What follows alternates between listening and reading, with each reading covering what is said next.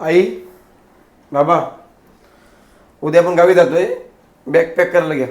अरे पण अचानक कशासाठी? काय रे, काय झालं?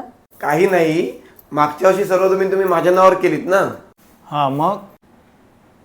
ती जमीन मी पुन्हा तुमच्या नावावर करून देण्याचा विचार केलाय. अरे पण काय गरज आहे याची? अरे पण या जमिनीवर तुझाच हक्क आहे ना, मग नंतर नावावर करायची ते आत्ताच केली. हो, मान्य आहे मला. पण एक गोष्ट मी एका क्रिकेटरकडून शिकलो की आपली प्रॉपर्टी आपल्या आईबाबांच्या नावावरच असावी, जेणेकरून भविष्यात त्यातला अर्धा हिस्सा दुसऱ्या व्यक्तीला द्यावा लागणार नाही. आई, बाबा, तुम्हाला नाही कळणार, आपण उद्या गावी जातोय म्हणजे जातोय.